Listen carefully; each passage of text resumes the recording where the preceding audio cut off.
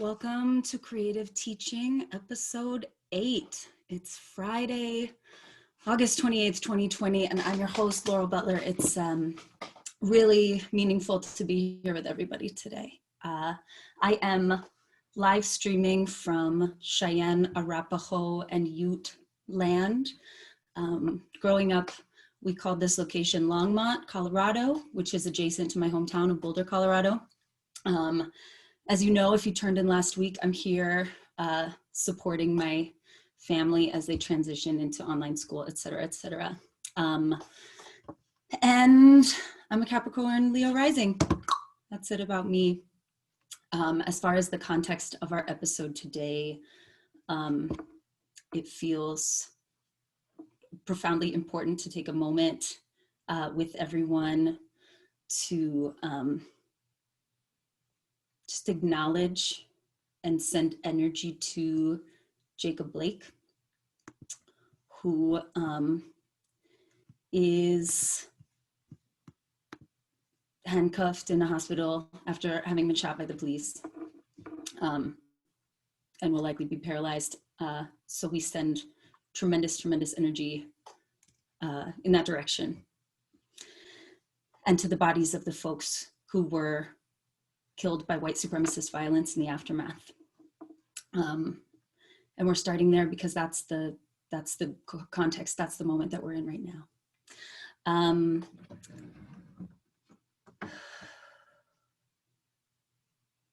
thinking about bodies. I'm thinking about anger, right? And I'm bringing a lot of anger in my body to the show today.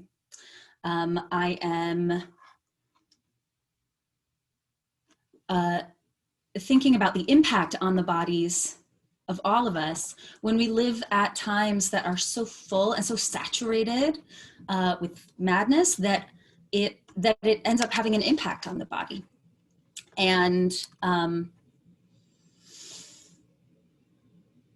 I keep taking these deep breaths because I'm just so grateful to everyone for meeting here on the internet in this space where we just have to sort of exist in these like pixels and talking heads and digital sounds that can make us feel really disembodied. But I think a lot about my favorite podcast, Call Your Girlfriend, has a catchphrase that they say often where they say the scam is structural. And I just really am thinking a lot about how these large scale structural scams trickle down and impact the bodies of our beloved community. And yeah, trying to keep perspective about that. In conversation with our guest today, earlier this week, we talked about how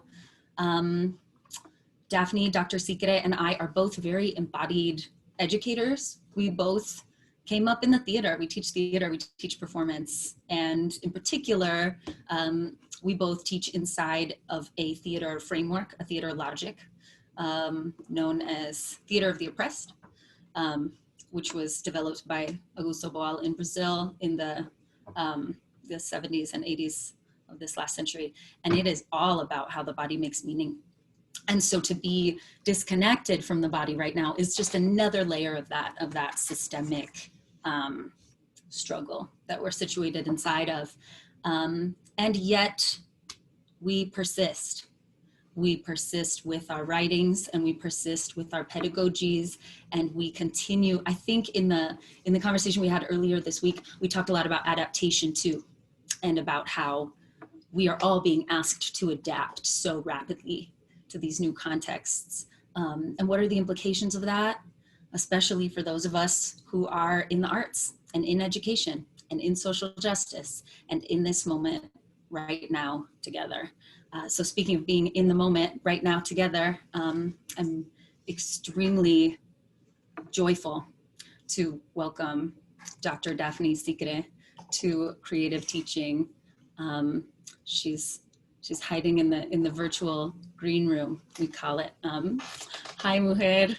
Hola. Hello.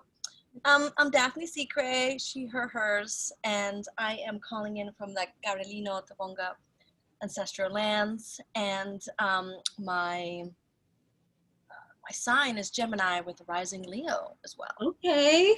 Hey. Okay. I have a theory that like if you have Leo in your chart, your hair is just it can get big. And I know that that's something we both have in common. So Oh yes, very much the so. main, yeah. Oh my goodness. So speaking of bodies, I just want to name really quick that you have the distinction of being the only guest on Creative Teaching thus far who I have not met in real life. Isn't that crazy? Like our bodies have not existed in real space together, and that's bananas. And also makes sense. It's what's happening right now. And like Yeah. since May, I have only seen three people. No, since May, since March. Since March, I've only seen 3 of my friends, and through four, but through a social distance completely and wearing masks. Yeah. And so it's that in itself to me is very surreal. Yeah. When I think about it. And then, but it also tells me so much about who I have seen. That also is like interesting, right? Right. Very interesting. We're all being called to a little like higher level of analysis these days, right? Paying attention to things and being like, I'm not actually going to take this for granted. I wonder, like, what does this mean? How can I make meaning out of all of this? You know what I'm saying? Absolutely. Yeah. Well, speaking of these times, the first question I always ask every guest on the show is, how do we know one another? And I admit, I sort of spilled the beans about our like meet cute story on social media because I think it's so like emblematic. But I just told my side of it. What was your side of? So I get this email being like, oh my God, we teach both at LMU. And I was like, oh my God, we do. And like for a first year academic at LMU, it actually means a lot to get emails from other like faculty who sort of like discover who you are. Because what I'm realizing is there's all these amazing like teachers, professors, researchers in the space, and some of them are doing the exact same work as you're doing, but you never encounter them or you never find out about them unless you happen to go to a talk, right? Or unless you happen to go to a workshop that you both happen to be in, which is how I've met some people over the summer that are doing similar work to what I'm doing. But had I not chosen and had they not chosen to be at that workshop at that moment, I would have never. And so you came across my Google Doc on teaching theater online, and you noticed that I taught at LMU and you reached out to me. And so that means so much because immediately I was like, oh my God, like a kindred soul who like does the kind of work that I do. And I was like, call me. Right. I loved that because I was like a little nervous because I mean, I saw that document and I was like, this woman means business. This is a heavy hitter. Like this pedagogy is so thorough and so comprehensive. And also like the pandemic as we know it now in terms of quarantine, in terms of lockdown, in terms of it had barely started. And already you had like jumped on this like really profound need that we had in the performance education community. Absolutely. And created this thing. And so I was like, I hope it's not weird to email, and I think it's important to say that actually, that I think in academia, there's all of this socialization and conditioning around procedure, around protocol, around like, sometimes you can reach out to people, but only if it's appropriate. And it's like, fuck it. We're all in community together. Yeah, like we work in the same place. I don't understand that. Like call a girl. Yeah. I mean, I will say the effort wasn't alone. My friends, colleagues, former cohorts from my PhD program, we were all, I started seeing all these posts, right? Immediately. Like it was like March 6th and I was seeing all these posts. And I was like talking to my colleague, Christopher Murillo, and who also teaches in the department. And I was like, we're going online. We're going online. Yeah. This is the, University of Southern California went online. And I was like, we're going online. They went online, we're going online. We're going online. And we're about to go on spring break. I was like, we're going online. We knew it was coming. We knew it was coming. And so I saw all these posts, and then literally that was like Friday. And then Saturday, it was like, we're going online. I was like, I knew it. And then, so all my friends were like, what are we going to do? How are we going to teach this? Like everyone. And I was like, let me put everyone in a group on Messenger. And so we could start brainstorming. So then we went on a group and we started brainstorming ideas. And then I was like, and this is like professors from across the entire country. Yeah. And probably there was like 10 of us in the group. Some of us have gone to school together. Some of us work together. And so then I was like, why don't I create a Google Doc and I start putting some of these ideas that we're brainstorming together, and I recruit all of the articles that everyone is massively putting together and bringing together. And so I did. And my friend sent me some more stuff, and then I added them as editors as well. And I was like, if you want to add an activity, like my friend Eunice, she teaches at Skidmore, and I was like, Eunice, you're a director. What are you doing in your directing class? I was like, feel free to add an activity. And Eunice added some stuff. My friend Jonathan Jones, who's at NYU, added some stuff on educational theater because he's teaching educational theater. Yeah. My former chair at NYU sent me some stuff. So like everyone just really started sending things to put in this document or added things to the document, which I thought was so important because it became this collaborative effort of all these educators. Predominantly, most of them are educational theater educators, not all of them, but a lot of them. My friend Kaya also added some stuff. And so the importance of crowdsourcing with your colleagues and friends, and going sort of back to like you and I meeting online, right? You reaching out to me. It's the same thing. It's this notion of like, we're out here together. Let's not be out here alone, even though we have to be alone in this moment. I mean, that was what I felt in that moment exactly, that I was just like, any barriers to solidarity and mutual aid and collective support, this is the moment to eradicate those because there's too much at stake, right? And so how can we create these spaces that are totally collective, where we're just invested in one central project, which is navigating this moment with grace and rigor and integrity and collectivity, right? And it was the beginning of what then ended up being months and months and months of an experience of that kind of collective showing up for one another, whether that's like a veggie share in the neighborhood or, you know, this like family stuff that I'm doing right now. Like we are just showing up for one another, and it doesn't have to have, you know, a price tag attached. It's just like, let's do the good work together in community. Yeah. And then we discovered we had so much community in common, you know, which was beautiful. Which I think is so important as well, and like how we're helping one another. And still right now, like I've noticed, like I've gone to a couple of virtual conferences, right? Because now they're virtual, we're not gathering in person. And I am, I've met people, and then we've had one-on-one Zooms, and then we've talked about pedagogy and teaching and classes and like all of these crazy things put together. Beautiful, beautiful. Yeah, it's amazing how surprisingly deep some relationships have become, like deepened in this new format, you know? And I think that we could spend all day really like bemoaning the online learning experience, right? It has all kinds of problematics. It has all kinds of shortcomings, right? And those sort of like many go without saying, and then other ones it's important to name them because we have to figure out how to like, you know, deal with them.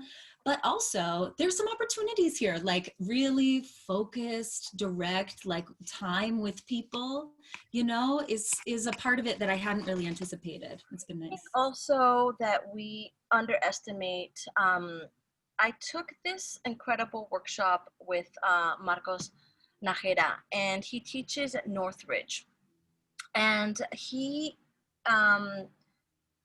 learned from Guillermo Gomez Peña about performance, and so I took this workshop, and man, that man in like an hour was able to build community within this workshop. Like I was like, to anyone who says that this isn't possible, they haven't explored how it's possible, because he was able to do it. And because of what he was able to do, I've met X, Y, and Z, and X, Y, and Z and I are talking on the phone, and we're planning to teaching here, and we're planning to do that. And it's because of his workshop. Beautiful. You know, and and I think that, again, we're so used to being stuck in our own modalities of how we teach and how we build community, that we have to take a step back and rethink our own modalities of teaching and rethink how we create community. And like, if this is the only model, how do we make it happen, right? And maybe your old model is not going to work in this space. Right. And so how do we adapt? Back to that adaptation question. Yes. And also thinking about how parameters lead to creativity, right? Like you and I worship at the altar of the theater game, the drama game, right? And what is a drama game beyond just like human beings trying to make meaning of an experience with parameters, right? With a set of agreements or rules or whatever you want to call them. And I think that Zoom offers such an or like whatever online platform you're using offers such an interesting opportunity for that, where you have to solve the puzzle. This is a really nerdy thing, but I'm going to tell it to you. I used to have dreams that I was on a teaching reality show where they would give you a challenge, like an Iron Chef challenge as a teacher, and you had to do it. Like, I remember a dream where I was like on stage at the Hollywood Bowl and the whole audience was full of first graders and I had to teach them all like a choreography. It was like a nightmare. But my point is, Awesome. This is kind of like a reality show X Games teaching challenge. How do you teach this particular group of people this kind of info on Zoom? And you got to figure it out. And, you know, some people don't even have Zoom. Some people have other things, you know. There's some school districts that are not allowed to use Zoom. And so they have to use like Google Classroom or Google Meets. And, you know. We're using some for digital kindergarten. We're using WebEx, which is like, I mean, not structured for a 5-year-old brain. You know what I mean? So what do we do to make it work? And then again, so how do we, you know, there's all these restrictions being imposed.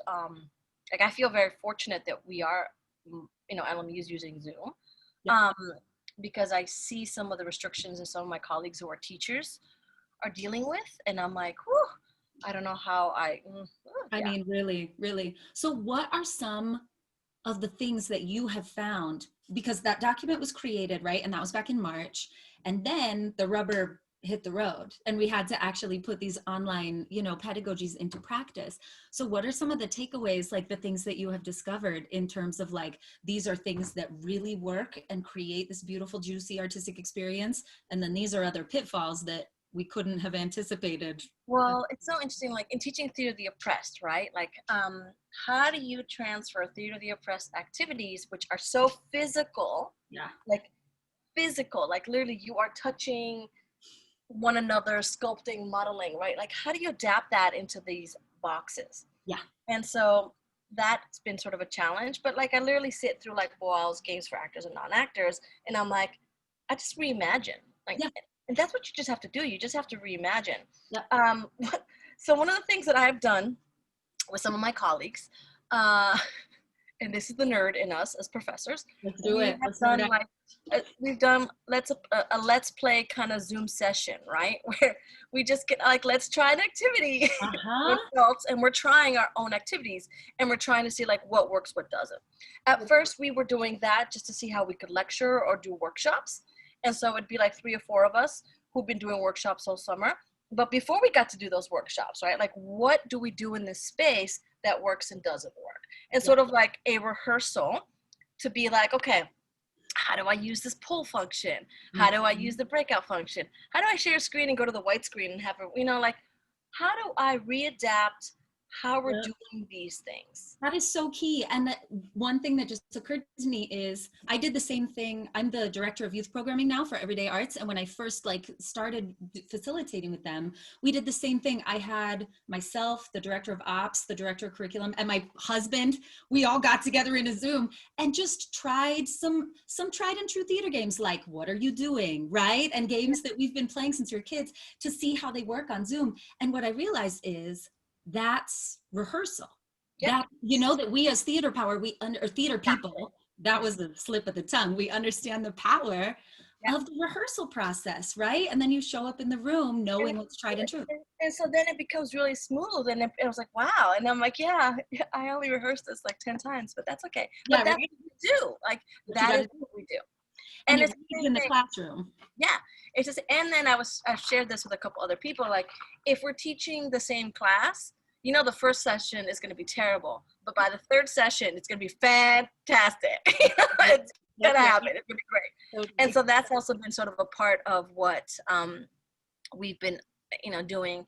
And so that's worked really well. Like, I took so many workshops this summer with other creatives who have jumped on board and really examined what to do. I'm teaching directing, right? And so I'm teaching directing, and I'm like, so how am I going to do this? And immediately I was like, radio plays. Like, Ooh, cool. radio plays. Like, Cool. and it's been such an interesting conversation with other, professors of directing, because it's like radio plays is utterly fantastic because you do everything that you're expected as a director, except you're not physically embodying the space. Right. But everything else the director has to do, all of the prep work, everything else that involves not physically blocking is happening in a radio. And then I've also directed 2 plays this summer, and I'm in the process of directing 2 more, another one in September and another one in October. And so the directing itself has helped. And I've also watched, my goodness, like 20 something plays on Zoom. Yeah. And so the watching of plays, one of my girlfriends, Victoria Colado, she was directing this play, and she did something on Zoom that I was like, oh, and I took a picture and then I sent it to a friend of mine, and I was like, look at what this she came up with. Oh my God, this is amazing. Yeah. And it was like a concept of how to use these boxes to play with bodies. It was fantastic. Again, thinking aside of the box. Yes. Thinking aside of, and then was it Bill Irving that had this great 10 minutes play where he's exploring the space in the play, and that came out pretty early. The Globe in San Diego wasn't that so beautiful? Yeah, I loved that. I loved that play. We'll put the link to that in the show notes if people want to look back at it, because it's so extraordinary. It's so funny. It was so funny for my brain to hear you say, think outside the box, but it's also think inside the box. What is the possibilities right here? What we have, and not to make a metaphor out of everything, but also that's what we do. That there's something about that that's also encouraging us to think really local, right? And to just be what do I have close to me right now that we can make meaning out of, right? That's Marcos. That was exactly what Marcos doing his workshop. I want to know more about Marcos's workshop, because Marissa been doing a bunch of community building stuff too, and we just did one for the LMU First Gen program, and it was so amazing how we did one thing that was just grab an object close to you and introduce yourself to someone else in the space using the object as a vector for your own narrative. And the stuff that came out was just the most profound disclosures, right? And it was just grab the thing that's nearest you and use it to make this incredibly meaningful moment. And it happens. And then oh my goodness, I'm blanking out. So Peter Kuo has also a workshop. I haven't taken it yet, but my colleague Christopher Murillo took it. And in the workshop, Peter is exploring directing on Zoom and exploring also different things to do.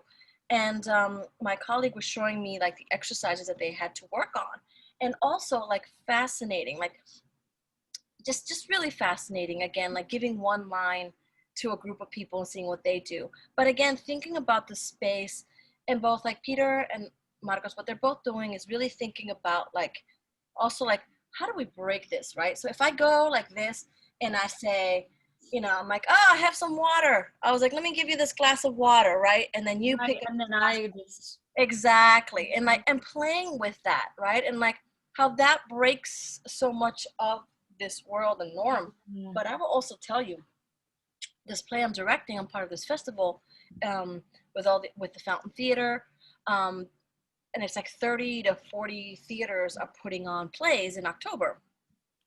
And the technology, our play is pretty simple in the sense that the content isn't simple. Frances Benson wrote it. It's called Talking Peace, and it takes place in Zoom. So it's easy to direct because it's in these boxes. But this festival is offering professional kits with green screens and lights, and, all of this craziness. Yeah. And then they were showing us images of what they've done. And the Fountain Theater is putting again, they're doing it this weekend, if I'm not mistaken, tomorrow actually. No, tonight. They're doing the Ballad of Emmett Till. And what they've done is,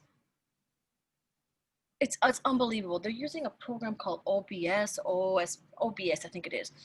And what they're doing, it is unbelievable. And so I'm hoping to watch it tonight simply because they are using the digital medium and imposing us being live within this digital. So they show like an image, like on stage, you have the actors in a car, right? And they're all in a car. And what they're doing here is they are using media to have this car and imposing each one of the actors inside the car while they're live doing what fascinating. And I'm just like, I don't have the tech capacity ability, right, but to see what like the Fountain Theater is doing with that is like unbelievable. And just yeah. Can we put a link to that show in the show notes too? Will you send it to me? Absolutely. Because I would love to see that. That sounds extraordinary. And I just am so, struck by the innovation that is being brought to this moment that could only have happened because of circumstance, right? Yeah. Before this year, you know, folks were playing with multimedia integration like here and there in these discrete spaces. And now it is like crucial. And I also love, especially in this moment where the post office is experiencing so much crisis, I love the shipping of things like kits to people's houses to make creativity happen. You know what I mean? The fact that they will ship you a green screen, the fact that when we did the LMU summer camp, we shipped the kids like supplies to their house so that they all have the same supplies to work with, you know, and that's part of like the equity and access conversation. It's cool. And that, again, that to me is so important, crucial. And please pardon my lovely roommate. Oh, we love to hear it. Yes, yes. Please pardon my roommate. She's very excited about something happening outside. I'm so glad we got this excitement alive. That's what happens, and it'll happen during my classes. I'm 100% sure. Nala, come here. Oh, her name is Nala. Her name is Nala. Nala, come here, baby girl. Hi, baby. Give me some love. But yeah, technology. What's happened in the last 6 months of how we can survive as like theater practitioners, how we can do this work until we can start meeting in person. And some places are already meeting in person. That are, what was it at the Wilkshire? I can't remember. They did a Godspell. I can send you a link of it online. Not online, but they did it in person with like screens and it's just, I was like, it can be done. Yeah, absolutely. Yeah, Ground Series is doing a social distance piece of theater called Stages of Tectonic Blackness next month in Tiwa territory in New Mexico. And it's gonna deal with a lot of geologic time. So it's gonna be very land-based. So everyone's outside experiencing this performance experience. Yeah, with masks and social distancing, but like the script that we have around how theater needs to take place, everybody packed in tight in these little spaces, we're just blowing it wide open. Yeah. And it's not, oh, it's okay. What happened? And it's not like they haven't been doing, you know, like it's not like practitioners have not been doing that kind of work. We're just accelerating that process. And you know, I think about the work. I have a friend of mine, Betty Ferdman. She wrote this book on, oh my goodness. You have so many friends and colleagues in the field. You have already dropped like 17 names. I'm here for it. Well, her and I used to share an office. Her and I are really, really good friends. So she wrote this book about immersive theater, right? And it's fantastic because she spent like 5 years of her life traveling all over the world and looking at different types of immersive theater experiences. And so, you know, some of them being outside, some of them being inside. And again, I sometimes feel like we forget that we've been doing all sorts of different things. Totally, and that the original forms of theater and performance happened outside and happened in this kind of community, right? So in so many ways, it's like a return. Okay, so we've got all these like radical innovations and potentials that are happening in terms of teaching theater online. You are also teaching, or maybe you just finished teaching this series of anti-racist theater workshops. What's going on in that space? Because how crucial are those pedagogies I was about to say right now, but like they've been crucial. You know what I mean? So yeah, what can you share with all of us about what's happening in that space? So my best friend and I, Carl Brian Williams, he also teaches at Borough Manhattan Community College. Mhm. We've been engaging in these practices for, I don't know, 10 years. And so we've been talking about this. I also have other colleagues where we have been talking about this. We have been engaging in these practices. And as, you know, the minute that I started seeing, you know, documents like We See You, White American Theater, and reading them and seeing the calls for change in our own theater pedagogy, I realized that we needed to do something. And so I contacted Carl and I was like, maybe we could start some workshops. And then we were also looking at like Nicole Brewer's anti-racist theater work that she's been doing. And we were also looking at Sherelle Luckett's Black Acting Methods work that she's been doing. Mm-hmm. And we're like, there's a need for this work. And so we started brainstorming, like, what could we do? And so both of us have degrees in educational theater. And so we were like, let's specifically focus on anti-racist theater pedagogy, like the importance of that. Because so many theater teachers, professors, they've never had an education course. And so I'm not saying all of us, right? Sure. But what happens is like you have an MFA, so you've an MFA in acting, and that's a terminal degree. And then you apply for a job at a university to teach acting. Great, wonderful. So what happens is, but you've never had a course in education, which is fine. But what happens is if you've been because that's my big question, right? Like, I mean, and we see that in academia so much, not to cut you off because I am enraptured, but I just wanted to take a moment to be like, isn't that maybe one of the crises in academia, that people become very specialized in a particular area and then whoop, suddenly they have to teach about it. And have they had any pedagogical training? I mean, I have colleagues of mine who have PhDs who've gotten hired in spaces and they've never taught before. Right. All of a sudden they're like, I have to do what? They're like, yeah, teaching is not just about research and writing about research, which is wonderful and great. And teaching is about teaching and in the classroom. Yeah. And I've seen these colleagues not know what to do. And not just theater, we're talking across the boards where people are getting PhDs and they don't know how to teach. Yeah. So then they're entering these spaces. And then what happens is they are teaching how they've been taught. And right. So what happens is that you are continuously, if you've been taught in a very toxic manner, if you've been taught in an oppressive manner, if you've been taught in a manner that brings up trauma, but that's how you've been taught and you don't know any other way, then you start to do that too. You're going to keep replicating. You're going to keep replicating the paradigm because you don't have another paradigm to bring into the space. Exactly. Totally, and harm will continue to happen. And again, not everyone.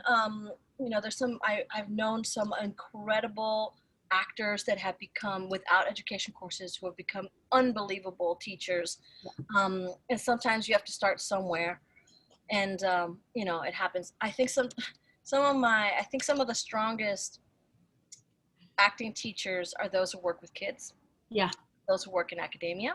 Yeah. Because when you work with children, it's a totally different experience, and you have to have a plan when you walk in the room. Yeah. If you don't, and I've met actors, especially in New York, that didn't have a lesson plan. Right. And I've been like, then the lesson's a disaster. It really is. Right.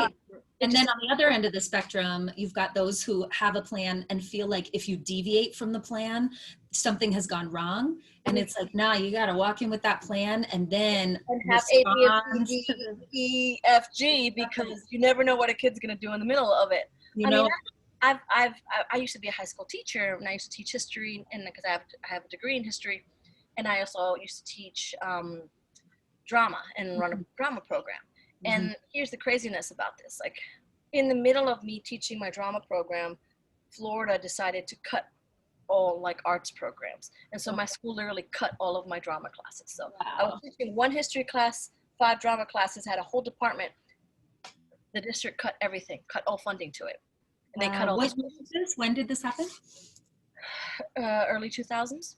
Sure. Yeah. No Child Left Behind was sort of Yep, exactly. leaving the whole thing. And had I not had a degree in history, had I not had a master's in history and certification in history, I would have been out of a job. Yeah.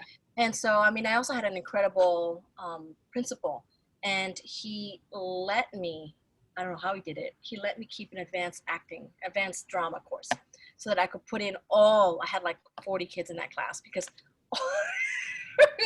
just so that I could have a class for us to continue doing the work that we were doing, because we were going to competitions and putting on shows and doing all these things. And I was like, there's no way I can possibly continue doing the work I'm doing if I don't have at least one class dedicated to this. But then the others were all history classes.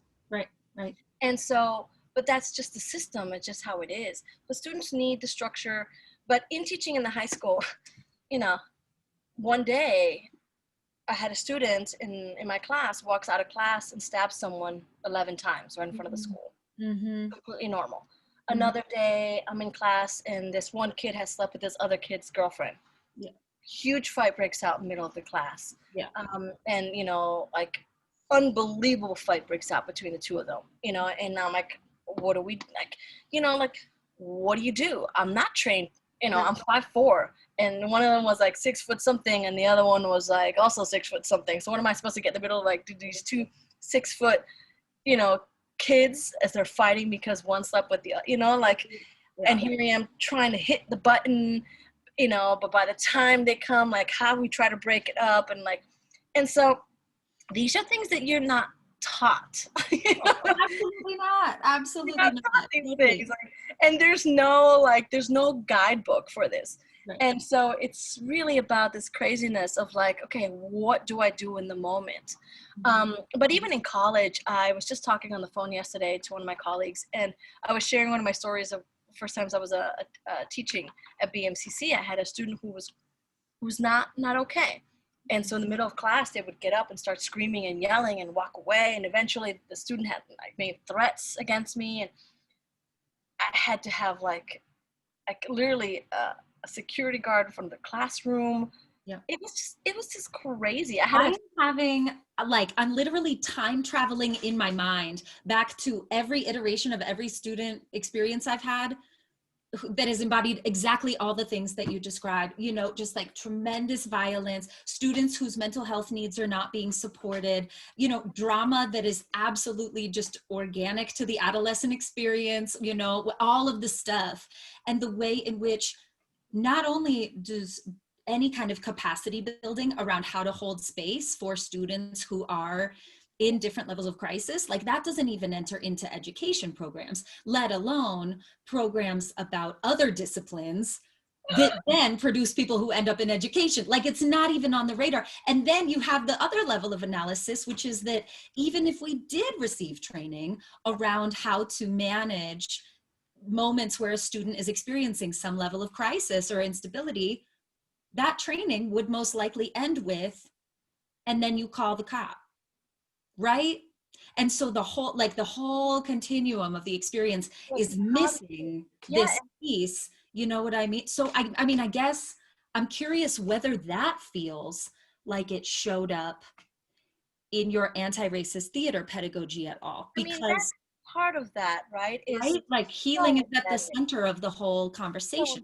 And that was we're talking early 2000s when I was teaching in the high school. And then I decided to go teach at the college, but I still experienced things teaching at the college that were surreal and that you're not always ready for. And then you get this other level when you start developing relationships with your students and they start sharing what's happening in other classes. Yeah. The first thing, you're the first Latina that I've had as a professor, and they're in their 3rd year of school. Yeah. I've had students at a predominantly white institution that I used to teach at tell me I was the first faculty of color they had in 4 years. Ooh. 4 years. 4 years. They were seniors, and I was the first one. And I was like, oh, that is bad.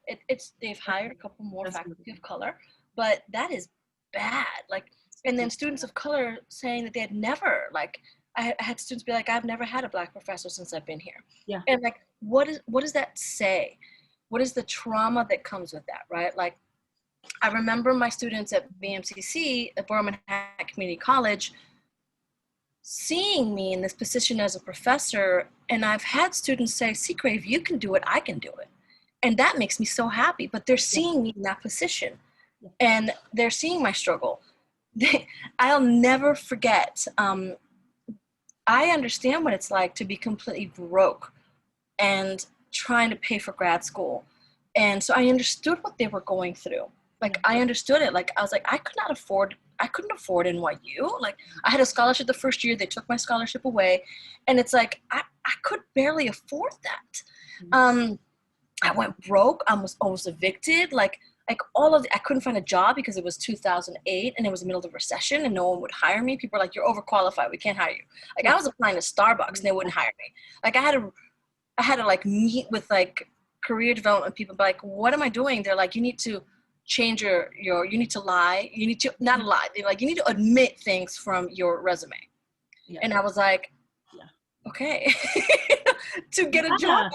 And I was like, okay, I will do that because I'm getting evicted. Like, this is really serious. And so when you go through these, meanwhile, I'm starting to teach at these institutions, but I'll never forget the day I handed in my dissertation. So I was teaching during the summer and I was handing in my dissertation.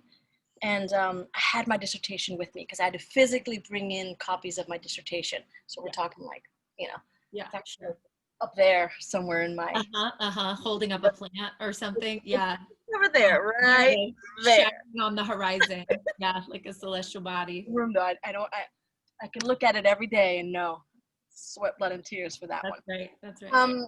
But I remember, and my students were like, Sicre, because they call me Sicre. They don't call me Dr. Sicre. They don't call. I have my students call me Sicre. I love that.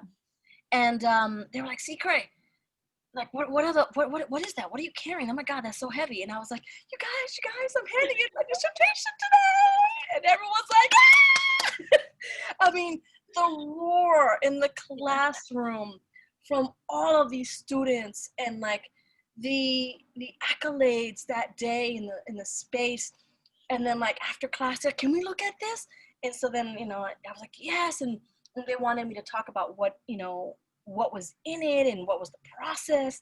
And they were all like, this is amazing. I was like, yes, 10 years. Yes. What's the title? Can you drop the title of your diss on us right now so we can all hear? Oh my goodness. It's American Sangre. I can't even remember.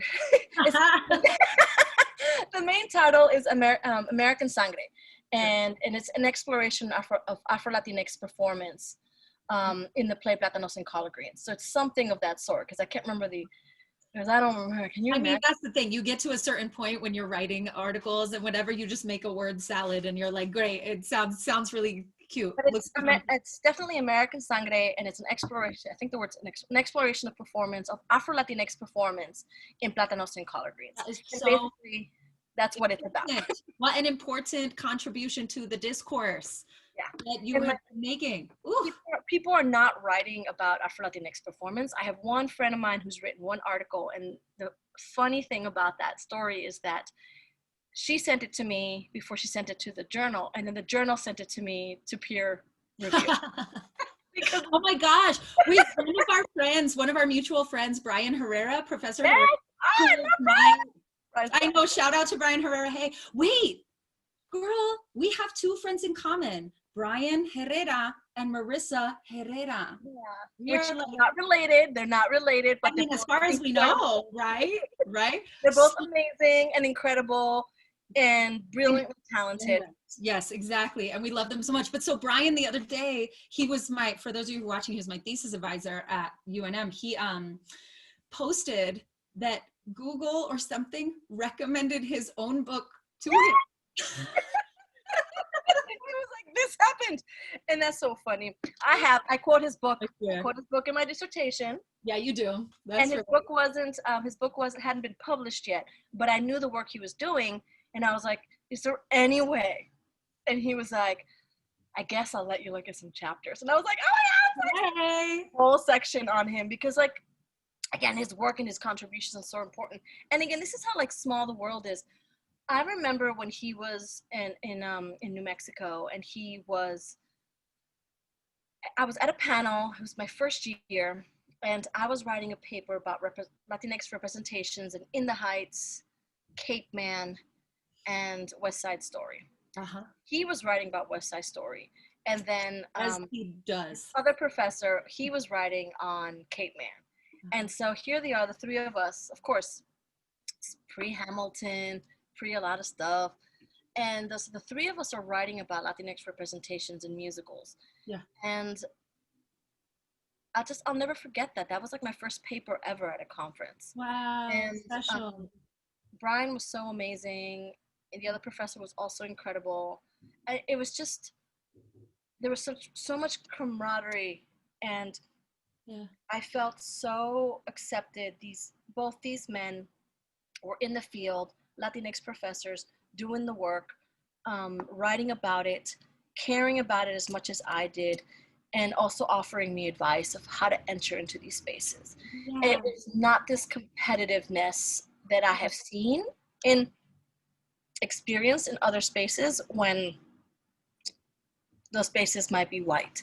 Like unfortunately, I hate to say this, but I've been in spaces where white colleagues have been incredibly jealous or have not understood or have been like supportive in how do we help each other out and do this together, right?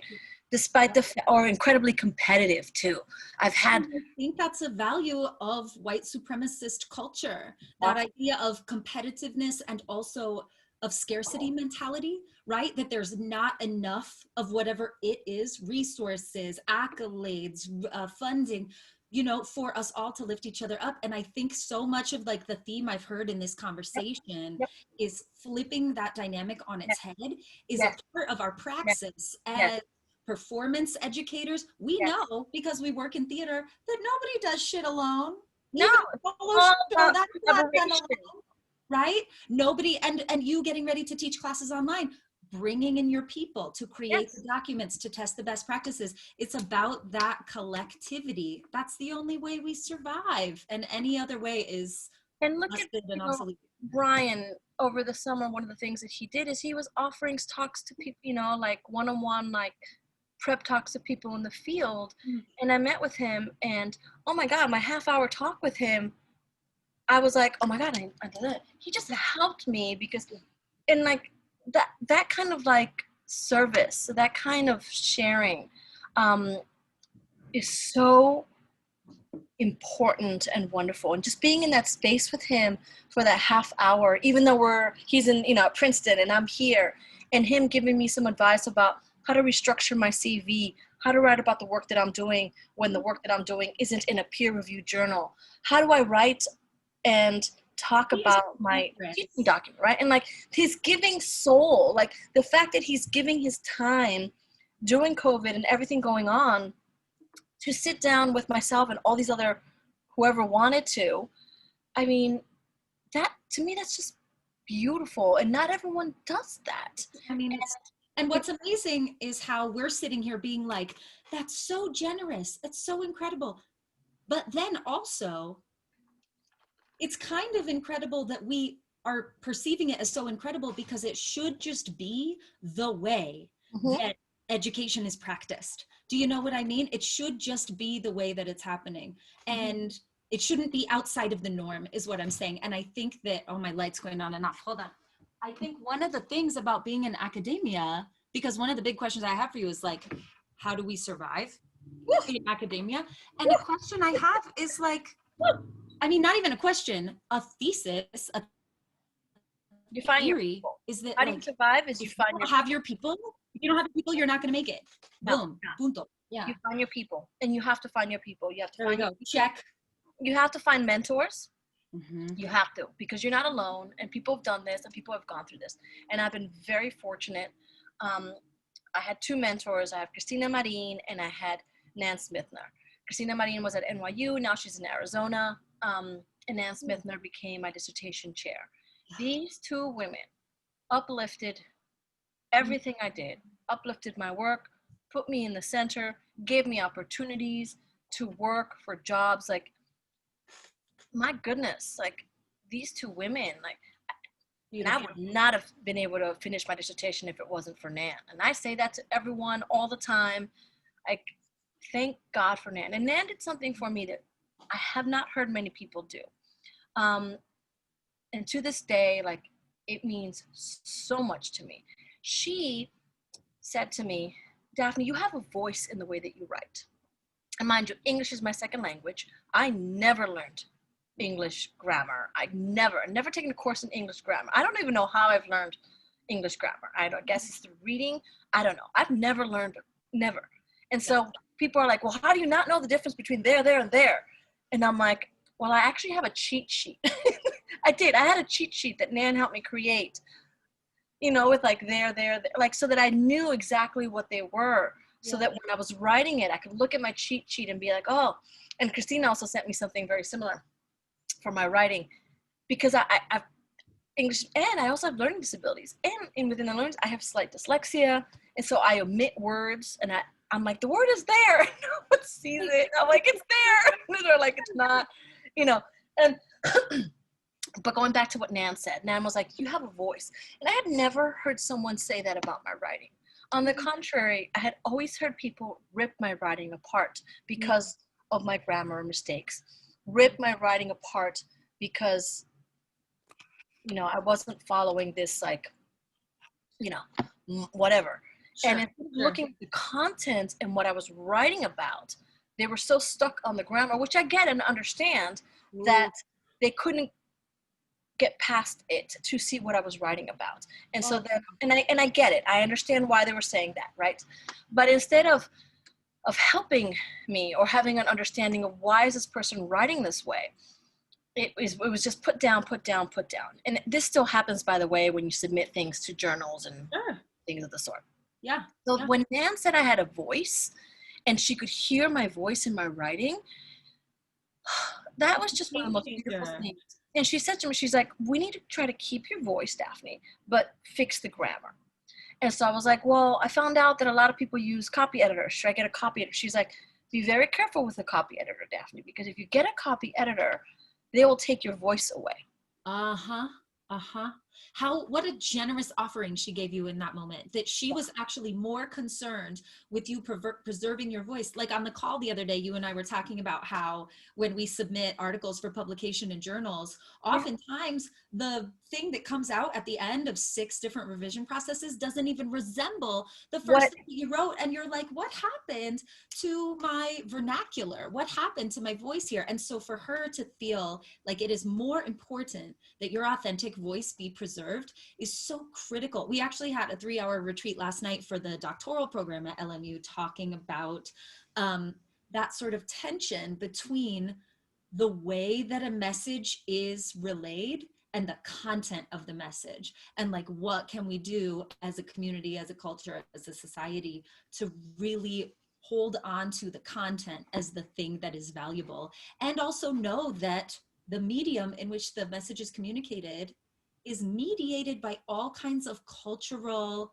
conditionings, cultural stigmas, like I'll never forget when I was on faculty at UCLA, I was grading papers one night, and I was just like redlining. My dad was an editor at a university growing up, so I'm like red pen bitch, you know what I mean, out here. Red just pen, that is. And then one of my students, and this was like, you know, many years ago, I was like baby professor. One of my students, you know, submitted her paper, and she was like, I am writing in an English that is broken. The grammar in this paper is not correct. And I know that, and I'm doing it on purpose because this is my voice, this is my vernacular, this is my cultural expression, and I'm in this course with you, I'm not a doctor, Professor Butler, whatever. Being like, speaking into existence. I know exactly. See, I'm rehearsing. I'm getting ready for it. You know, I'm in your course, Professor Butler, and you are out here talking about, you know, culturally responsive and culturally sustaining spaces. And so I'm going to write to you the way that I really talk. And I was like, all right, red pen, you're done. That's not like, you're of no more use here, because this student's voice. And, you know, that was also a space where, going back to something you said a while ago in this particular class, students were coming up to me being like, you're the only professor who knows my name. I'm in my 4th year of college, and you're the only professor who knows my name. How? I know how. I know how that happens, and it makes me very angry. It just boggles the mind. But going back to like getting an education, taking courses in education. Yeah. One of the first courses I took, and this is as an undergrad, I have a minor in education from Lehigh University, and in one of the first, and so we're talking 90s. We're talking Okay. late 90s. All right, I'll be Okay. transparent. Textbooks and some Yeah. textbooks. Yeah. But they said do not use. They were showing us studies about not what a red pen does to students Mm, and the psychological sort of trauma mm. that comes from using a red pen Oof. versus using a blue pen or a green pen. And I was like, Yeah. and so like Yeah. I'm an undergraduate getting a minor in education because I want to go into education. And I'm like, all these years that people use red pens, I understand why there's a trauma associated with that. And someone might be like, oh, come on now.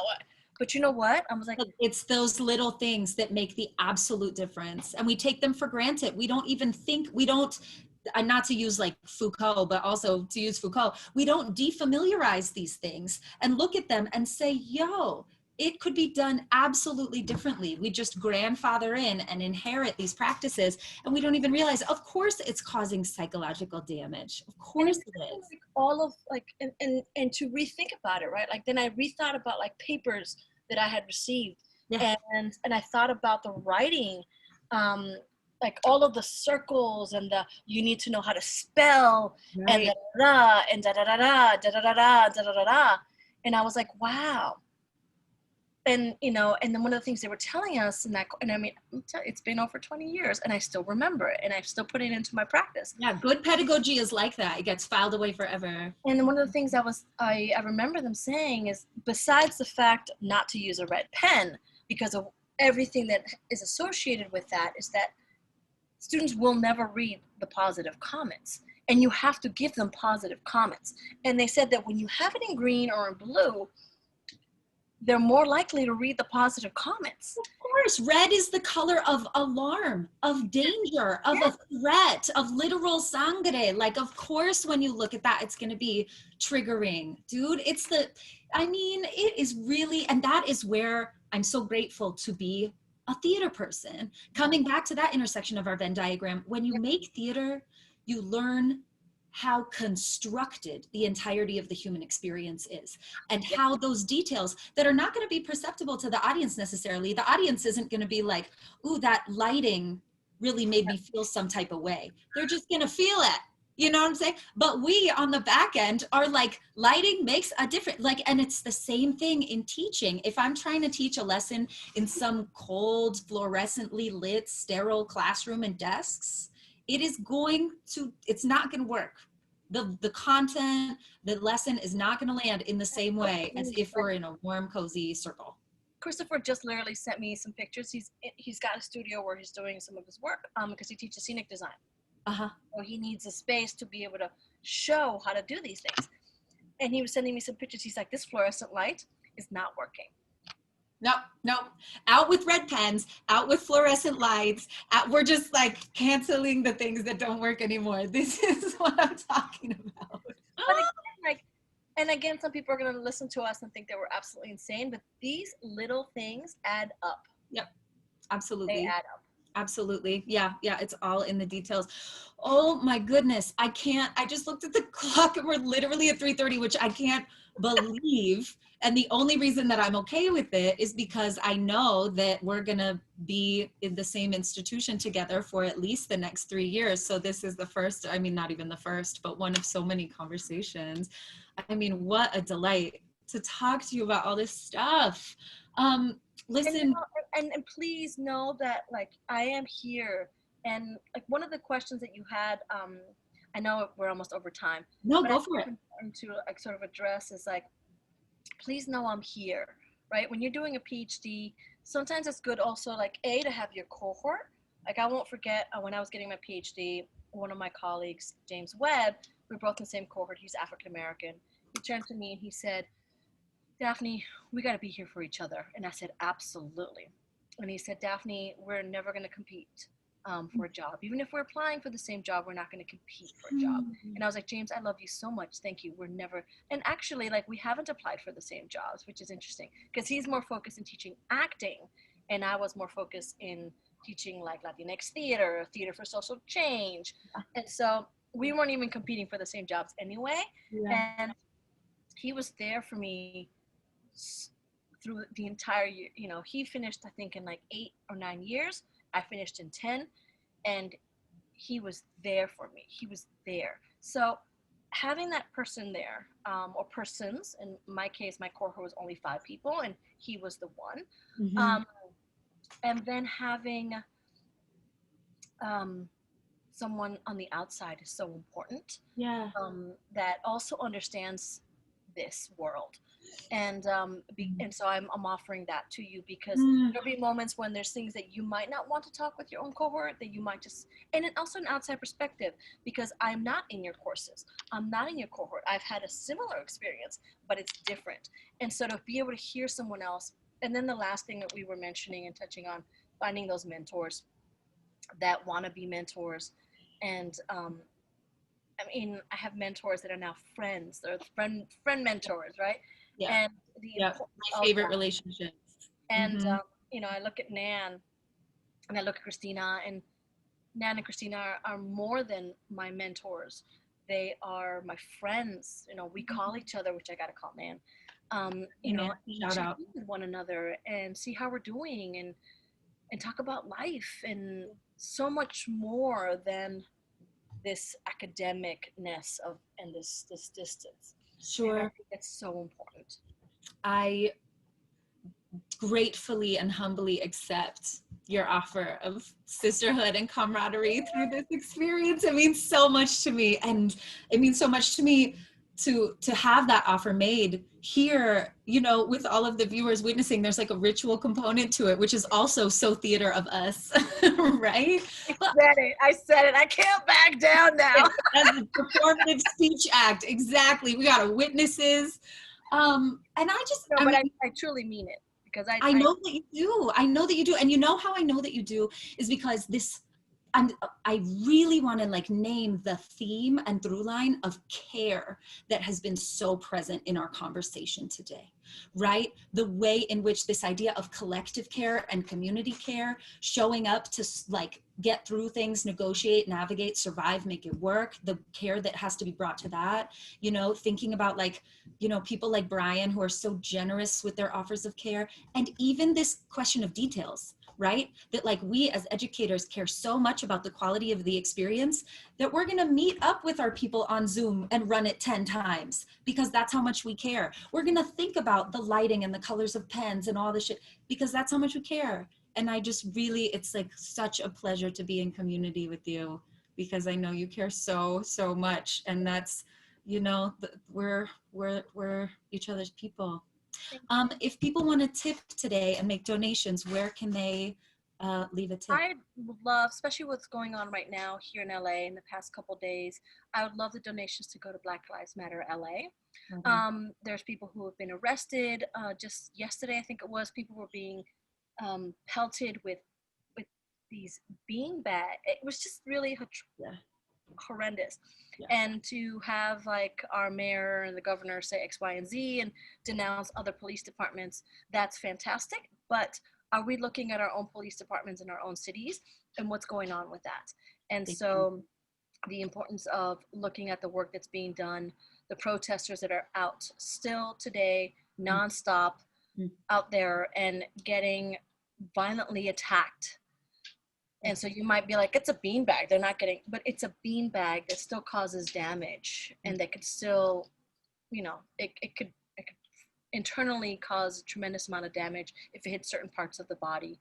Absolutely. And so, yeah. And after having witnessed what's been happening in Portland, the notion that, you know, that a similar situation could befall LA means that we have to be better resourced than ever, you know? I mean, I was literally watching this video of this man just standing there and the police literally standing there, hands up, the police just pushed them out of the way. Instead of like, do you really need to, do you really need to do that? And no, like, the answer is no. The answer is no. absolutely no. I saw that same video. It was on In This Together. Kind of like, you know, like, you know, okay, I'm in a sense like, okay, you know, and it's like, there's 50 fucking police coming at you. You know, what are you gonna do? And then I was just like, what the fuck? Like, why would you push someone to the ground? Like I don't understand. This person's not like, I don't. So right, like, right. No, it's impossible to understand. The only way to understand it is through the logic of power and oppression and violence. And that's why we don't understand it, is because we're out here practicing the language of community and care and anti-oppression. So it boggles the mind, but how fortunate are we to live in LA, where the leadership of Black Lives Matter LA is like Patrisse Cullors, Melina Abdullah, Kendrick Sampson, Janaea Future. Like, we live in such a revolutionary place, and it's such a, yeah, I'm so grateful to live. Work. They're absolutely doing the work. So if the funding could go to them or any donations, I would greatly appreciate it. Right on. Okay, we'll make sure that that link goes in the show notes. Happy Friday. It was so nice being in conversation with you. I'm really looking forward to more in the future. Yes, absolutely. And thank you so much for having me in this space. And in a way, these things always make me think, right? I walk away and I think about our practice, and going into the weekend knowing that I have to like finalize my syllabi and my spaces and reach out to my students and all the things that, you know, that need to be done before Monday, before classes start. Yeah. It's funny how serendipitously they ended up being like, today being the day we're having the interview. And so thank you so much for it. Thank you for inviting me, because again, it's going to help me within my own practice as I'm thinking about what's about to happen. I already have everything jotted down. I know you do. I know you do. But I can look back at everything as I'm finalizing it and be like, let's think about this conversation that you and I just had right now and how it applies to what I'm doing. Yeah. So thank you so much for having me in this space. Oh, I'm so glad. Yeah, it was right on time. Right on time. And a shout out to Marisa. Yay! Hi, Marisa Herrera, thinking of you and all the love. Right, have a beautiful weekend. Thank you. Thank you so much. Bye. Bye.